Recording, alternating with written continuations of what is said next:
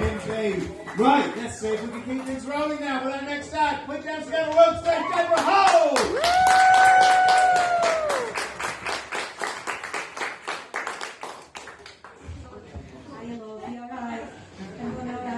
This is just kind of things I want to do, you know. When you get old, you don't want to be beige and boring, so you keep trying things. So, first thing I did is I played a gig at Glastonbury. I played the ukulele at car park and I'm having it. I wrote a book, I published it. I did it on Amazon, it was self-published in a colouring book. But that doesn't matter, I did it. And the biggest thing is I sung live with a rock band.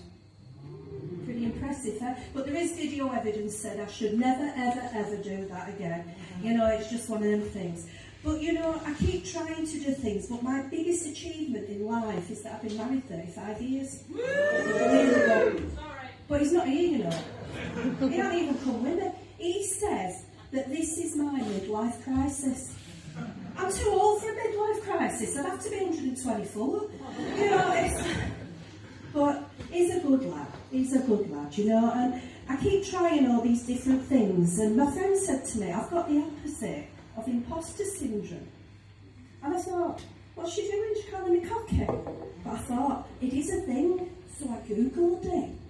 It really is a thing. Dunning-Kruger effect. Essentially, this happens when you're bursting with confidence, yet your skills don't quite match up with how great you think you are. What's all that about? An effect. I've only got an effect, not even a syndrome or an ism. Just a bloody effect, that's it. So I've been happily married 35 years. And when you first marry, the sex is wild. You're at it constantly, everywhere, any place. You're struggling with it, sorry. Just squint. Look at this squint. I kind of look like an old Kate Bush. You know, it's like... So he said to me one night, go in the fridge, get something out of the fridge, we'll have some fun. So I thought, ooh, I'll have some of this, you know, some of this. Go straight to the fridge. Well, I'm on a diet. I'm always on a diet. So I've got some piccalilli. Do you know it stings?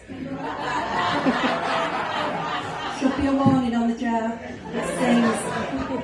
But you know what? It's like the sex, it was so wild, you know, and I couldn't even get my socks off. I mean, now I can knit a pair. But it changes. It changes. You've been married this long, you get into a nice rhythm, you learn to love each other. When I first met him, I couldn't even fart in front of him. I used to go to the toilet and coordinate with a cough, you know, I go to the bathroom, I spent that much time in the toilet that first year, he thought I had COPD. But now I can fart for England. It's amazing, I can let rip in front of him. So the other night I were at my friend Darmageet's and she made a curry, all these lentils and rices, and even though I were eating it, I could feel it brewing. I could feel it. Gets in bed and he starts to snore, because I'm really considerate. I always wait till he's snoring before I fart. You know, you have to coordinate it.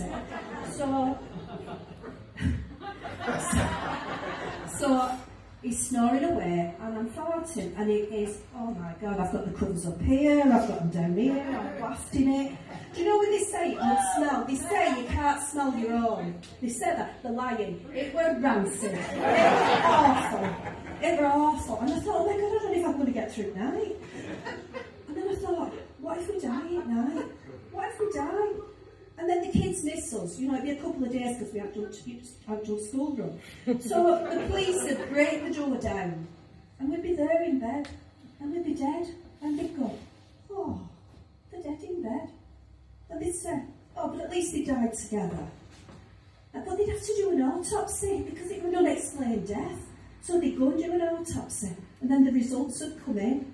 Death by methane poisoning. But I do love him. I do love him, even though he doesn't support me and he thinks I'm quite mad.